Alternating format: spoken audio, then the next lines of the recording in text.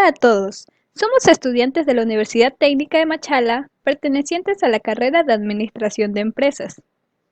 El tema de este video es el método de Harvard, relevancia de sus etapas y elementos en la solución de conflictos.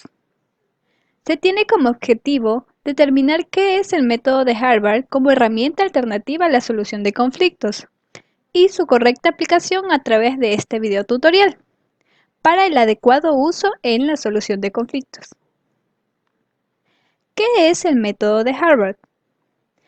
Este método se basa en negociar sin ceder, mientras se es justo y se protege al negociador de quienes intenten sacar ventaja sobre esto.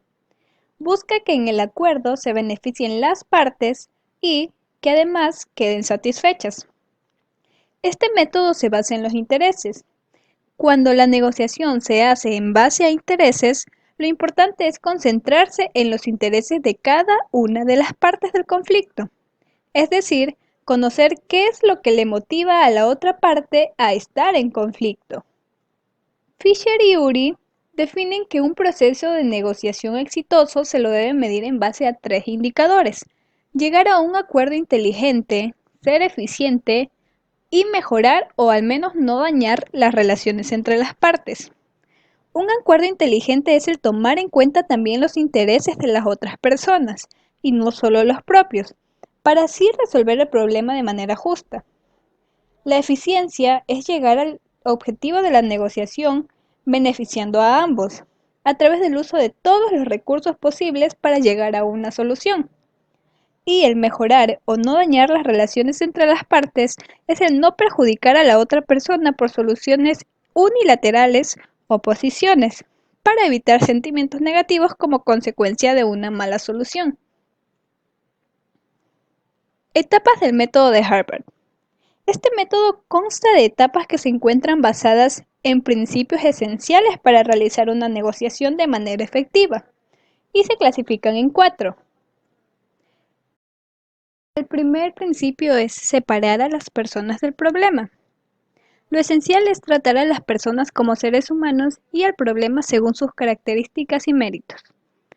Este principio es importante ya que se reconoce que somos seres humanos y van a existir aspectos o situaciones de relaciones entre las partes que puedan influenciar en los resultados. Se debe separar el conflicto de las personas o variables de la relación existente entre las partes, como emociones, rivalidades, favoritismo, y enfocarse en la resolución del problema, no en las personas. Existen 3 elementos que se pueden usar para tratar el conflicto y a las personas como tal: las percepciones, las emociones y la comunicación. Las percepciones busca hacer entender a las partes que el problema no está en un punto de la realidad, sino que se encuentra en la mente de las personas. Las emociones, pues se debe reconocer y comprender las emociones de ambas partes, y para esto es necesario aclararlas y así no interferir en el proceso. Y por último, la comunicación, que es imprescindible en una negociación ya que sirve para definir y separar lo personal del problema. El segundo principio es concentrarse en los intereses, no en las posiciones. Como ya se dijo, el presente método se enfoca en intereses, no en posiciones. Es decir, no en la posición en que una parte se enfrasque, sino en qué es lo que esta parte busca conseguir. Pero además, una negociación eficaz debe basarse no solamente en los intereses de una parte, sino también en los intereses de la otra parte. Y para esto, se debe hacer conocer a través de la comunicación a la otra parte sobre los intereses de uno, lo que servirá para encontrar un interés común que pueda facilitar la negociación. Por ejemplo, tenemos un conflicto de guerra entre Israel y Egipto. Ambos peleaban la frontera de Sinaí. Israel insistía en conservar una parte de Sinaí y Egipto quería que respetaran su soberanía. ¿Cuál es el interés o los intereses en este conflicto? Para Israel, la seguridad. No querían una guerra, no querían tanques de Egipto en su frontera. Y para Egipto, querían que se respete la soberanía, ya que Sinaí le había pertenecido a Egipto mucho antes y no querían perderlo. Bueno, mi tema es de inventa opciones de mutuo beneficio. Las habilidades en la negociación son un activo deseable tanto en el terreno político como en el empresarial. Esta etapa consiste en buscar algunas opciones para solucionar el conflicto, opciones que serán lanzadas por ambas partes utilizando la creatividad y objetividad. Según pioneros de este tema, existen 4 obstáculos. Es realizar juicios prematuros, intentar buscar una sola respuesta, creer que hay una solución al conflicto, la creencia de que la solución escogida depende de solo una de las partes del problema.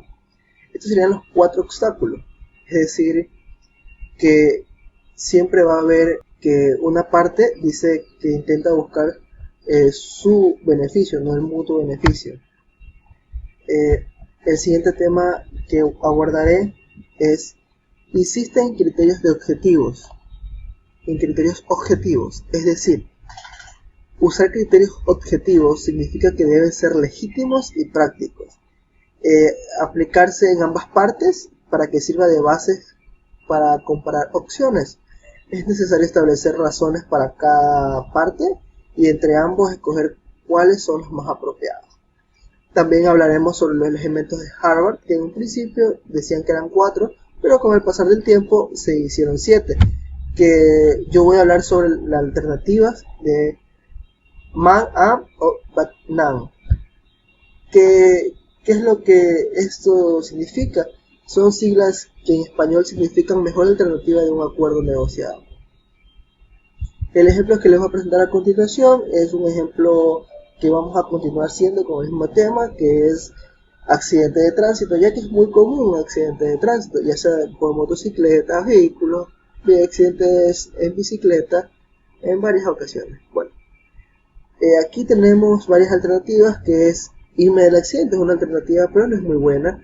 Provocar pelea, por mi parte, tampoco sería muy acertada. Pero ¿qué tal si vemos que un experto analice los daños y establezca que el valor esté dentro de mi capital? Es una buena opción, ¿no? En la otra parte, también podría llamar a provocar pelea. Podría llamar a expertos que salgan de mi capital. Pero lo más probable para él o lo más fiable para él sería llamar a la autoridad competente para presionar y llegar a un acuerdo. En esta tabla se escribirá el tema de negociación desde un punto de vista. Desde la parte se escriben alternativas y posibilidades. Así se llega a un acuerdo mutuo o se llega a un acuerdo lo más pronto. Cabe destacar que también se debe analizar alternativas de la otra parte, como lo hemos hecho en este ejemplo. A continuación, mi compañera. Como siguiente elemento es la legitimidad.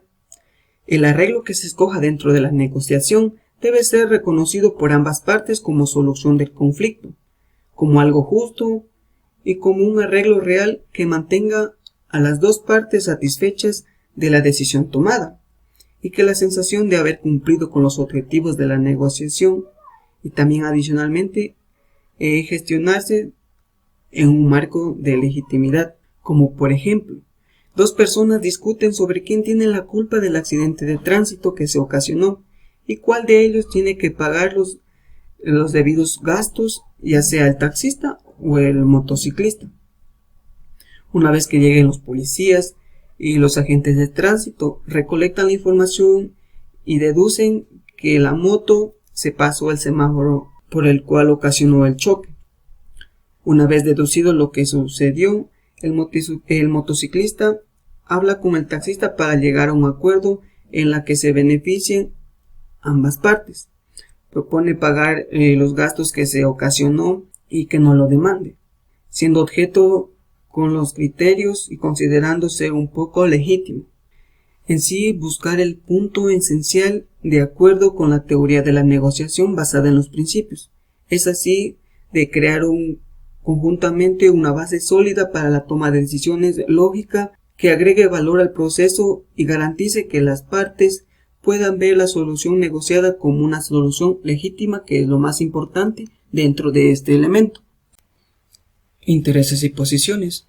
Según Fisher, Williams y Patton en 1981, definen que la identificación de los intereses ayuda a verificar que no todos son opuestos, a alejarse de los puntos de conflictos y tratar los intereses a fin de hacer que la otra parte abandone posiciones negativas y así facilitar un acuerdo. Cuando se habla de posiciones, es la actitud al momento de negociar, como por ejemplo, la necesidad de arreglar las cosas, miedo ante el conflicto, temor a ser engañado, falta de confianza en uno mismo, entre otros. En cambio, los intereses son los que cada una de las partes está buscando, y estos están ocultos, corresponden a vuestras necesidades, preocupaciones, esperanzas y temores que ponen en juego en una negociación. En el caso, si existe un desconocimiento de los intereses, se negocia sobre las posiciones. Para aplicar este elemento correctamente se utiliza la siguiente tabla, que está conformada en la primera fila como el nombre del elemento, en la segunda fila el tema a negociar, que en este caso es el accidente de tránsito. También se divide por dos columnas, en la primera va el yo, en la segunda la otra parte. Lo que expresa el yo en cuanto a sus intereses es realizar un acuerdo lo más pronto posible para que la policía no se involucre. También es no ir detenido y por último pagar lo mínimo. La otra parte expresa lo siguiente: obtener una gran suma de dinero para cubrir problemas de salud ocasionadas por el accidente y también por su falta de responsabilidad vaya detenido, al igual tener una motocicleta arreglada. En sí se deberá colocar los intereses de cada parte y ordenarlos por prioridad numéricamente. Esto nos permitirá tener una idea de los intereses de la otra persona a fin de poder exponer todas las posibilidades de encontrarse intereses comunes y facilitar el proceso de negociación. Opciones. Hace referencia a la variedad de soluciones que se van a plantear para resolver el problema con la finalidad de llegar a acuerdos justos que beneficien, de ser posible, a todas las partes. Es decir, después de conocer y entender los intereses que tienen cada una de las partes, se genera varias opciones o ideas, las cuales serán puntos necesarios para llegar a un acuerdo, analizando así todas las posibilidades para llegar a una solución que satisfaga los intereses de ambas partes, como por ejemplo, el accidente de tránsito entre un taxista y un motociclista. En este caso analizado, la opción más sencilla es ir a un taller, cuantificar el daño, establecer el monto a ser pagado y el periodo de pago del vehículo, ya que el interés del culpable es pagar un precio justo y de la otra parte que sufrió el accidente, el interés de él es que el auto esté arreglado. Cuando hablamos de relación, estamos diciendo que uno de los principales propósitos del método de Harvard es mantener y no dañar las relaciones. Es necesario negociar en base a los intereses y no en posiciones, debido a que cuando las personas se aferran a su posición dentro de una negociación, la susceptibilidad de las partes puede verse afectada. También aquí podemos encontrar otro elemento que es referente a la comunicación. En este método, como ya hemos hablado anteriormente, es un proceso mediante el cual dos partes o más buscan resolver un problema que defiende sus intereses a través de la comunicación.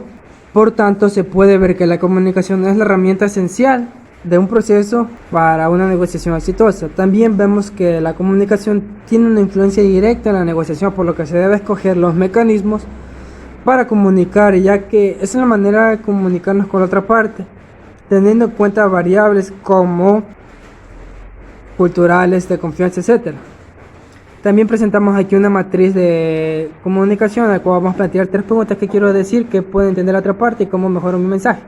Sobre un accidente de tránsito, ¿qué quiero decir? Debemos permitir que un experto de vehículos nos diga cuál es el valor correspondiente a pagar y así sentirnos contentos y satisfechos con una solución justa. ¿Qué puede entender la otra parte? Pueden creer que intento decirle que es un ignorante y que puedo estafar usando la situación a mi favor. ¿Cómo mejoro mi mensaje? Me entristece la situación que nos encontramos, pero es necesario que un experto de confianza de ambas partes establezca los daños causados para que sean reconocidos y establecer un acuerdo justo. También aquí vamos a encontrar otro elemento referente al cual es el compromiso. Una vez que todas las opciones hayan sido evaluadas y estudiadas en base a los puntos anteriores, se procederá a generar un acuerdo final, definir qué acciones se realizarán o qué dejará de realizarse de cada parte y cuál es el objetivo del acuerdo. Con esta finalidad se debe preparar un documento que especifique el acuerdo llegado de detallado y con claridad. Se debe establecer quién debe suscribirlo y los fines que se pretende con el arreglo. También aquí aparece la medición de los elementos, o sea, el alcance que tienen ellos. Al final de una negociación exitosa se evidencian acciones positivas que satisfacen en el momento a las personas involucradas, pero es posible que se den circunstancias que modifiquen la sensación de los negociadores respecto al acuerdo anterior. Por esto es muy importante mantener el alcance de la negociación en función a tiempo, es decir, el alcance se medirá conforme se cumplan los intereses de las partes de manera legítima. También aquí podemos encontrar por último la conclusión. Como podemos ver, se debe destacar la importancia de este método conjuntamente con sus etapas y elementos, ya que contar con un método de negociación tiene una importancia vital. De esta forma no se dejará las cosas al azar y se está preparado ante cualquier tipo de situación imprevista, por lo que resulta ventajoso contar con un método de negociación establecido, permitiendo tener alternativas que implica ser mucho más flexible a la hora de negociar en cualquier situación donde se presentan los conflictos y circunstancias para negociar, con el propósito de que conozcamos nuestros límites y también los límites de la otra parte para poder llegar a un acuerdo que sea lo más beneficioso posible. Muchas gracias.